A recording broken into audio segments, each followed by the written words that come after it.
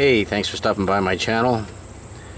Today I'm going to be switching out and replacing the fuel filter on a General Motors 3.1 liter V6 engine. That's the part number I'm using. The first thing you want to do is start your engine, locate your fuse box in the engine bay, and you want to take out, in my case it's number 18, the fuel pump relay. And if you just give it a few seconds, the engine will die.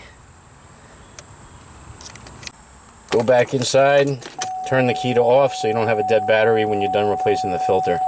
You also want to set your emergency brake. I have the car jacked up.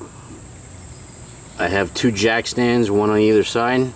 I have two wheel chocks, one under each front tire to prevent it from moving. And I have the floor jack on the passenger side just supporting it, just as a backup. What you want to do is just give the car a shake. Not too hard, but good enough to make sure it's supported properly, and that seems good. Now, two things you're definitely going to need for this job, replacing your fuel filter. You're going to need a basin, because when you disconnect the old fuel filter, there's going to be some gas that's going to leak out. So you want to make sure you catch it in this basin, and you're going to want a pair of safety glasses so you don't get any fuel in your eyes or any rust or any other debris in your eyes. When you're underneath the car and you're disconnecting the old fuel filter, do not have your mouth open while you're doing it, otherwise you're going to get a mouthful of gas. And keep your head not directly under the fuel filter, keep it off to the side just for your own safety. Now, I took off the driver's side rear tire just to give myself a little more room. That's your own prerogative if you want to or not.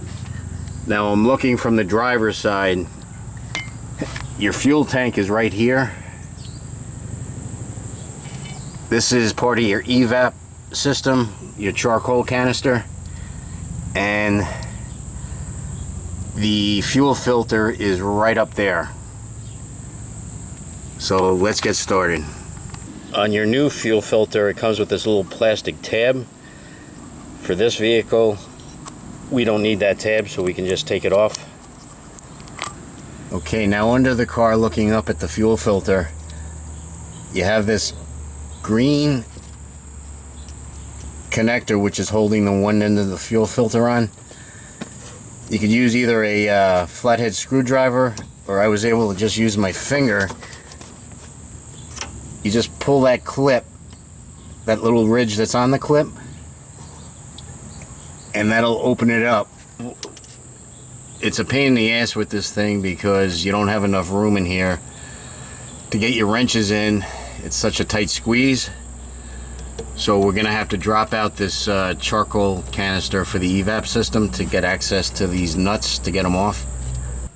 The clamp is towards the passenger side rear tire, right below the electrical harness. So you want to get a pair of pliers.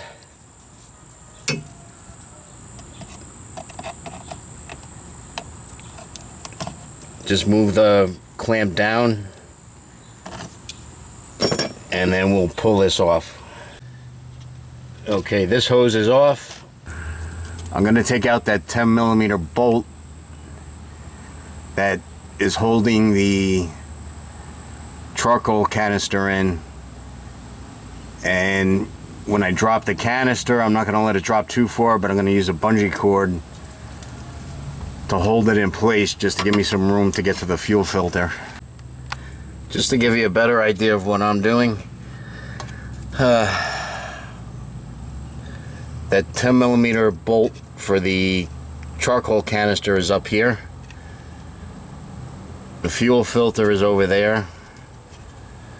What I did, I wrapped a bungee cord around the hanger for the muffler or the exhaust, and I'm going to release that 10mm bolt on the canister and then use the other end of the bungee cord to hook onto it just to hold it in place. Okay, I have the charcoal canister hanging down now. Where the bungee cord is hooked into is where the 10mm bolt went. And that went up in here. And I have the canister hanging by the bungee cord around the exhaust hanger here. So that'll give you enough room to get your wrenches in here now, at least. I'm using a 21mm wrench to hold the nut, which is on the fuel filter, the old one. And I'm using a 16mm wrench to grab the nut on the line.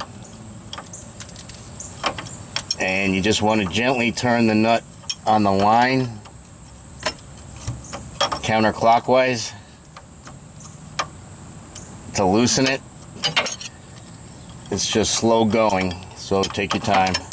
And make sure you have your catch pan underneath to catch any fuel.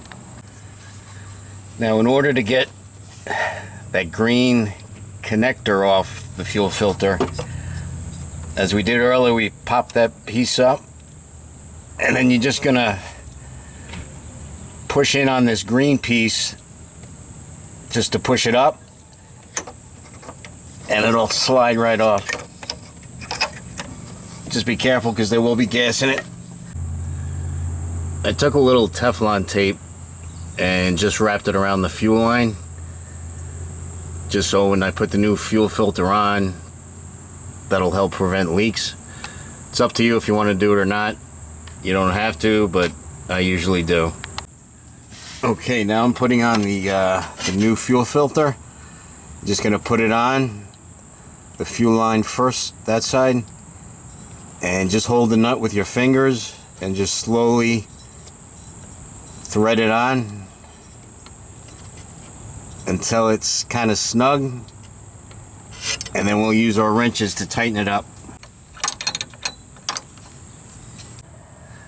Now we're going to put our other side on, the other line, the one closest to the passenger side. Just going to slide the hose over the spindle on the fuel filter,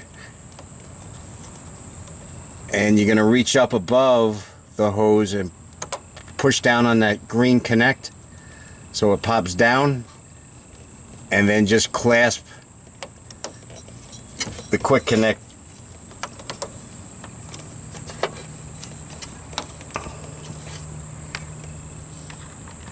Now we're going to put our other side on, the other line, the one closest to the passenger side. Just going to slide the hose over the spindle on the fuel filter. You just want to make sure that that ridge, that silver ridge right there, which is on the spindle of the fuel filter, is all the way up against the hose line towards the passenger side. Push down on the top of the green connector on the top of the hose. You'll hear it kind of click, and then you're going to use the clasp and just close that up until it clicks. And now what we'll do is put the charcoal canister back up into place. Now if you look, there's this bracket here that the passenger edge of the canister sits on. So as we put it up, we can take off the bungee cord.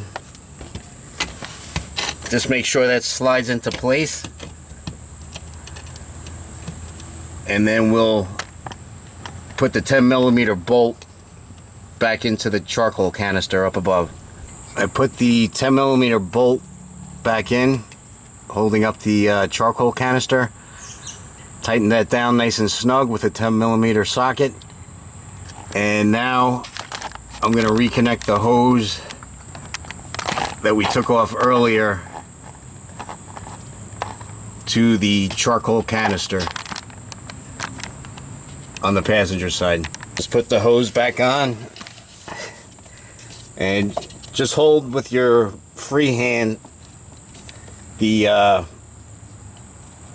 wiring harness just to support it so you don't crack anything. Okay, I have the hose back on. Now just use your pliers and we'll put the clamp back on to secure it.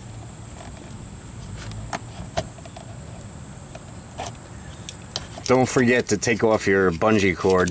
If you took off your tire, don't forget to put it back on, and make sure you torque the lug nuts to the specs for your car. This is a 2001 Chevy Malibu, and I torqued these to 100 foot-pounds. Now what we want to do is take our fuel pump relay and put it back in.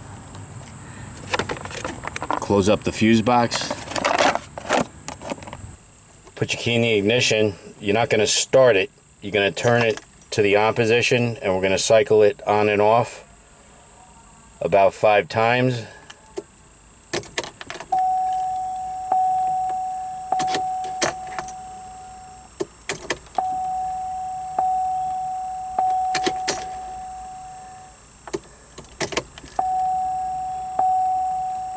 Wait a couple of seconds between each one. Leave it on for about 2 or 3 seconds. And what this is doing is priming the fuel pump and the fuel system. And we'll give it a 6th time just for a good measure. Okay, now we'll start the car.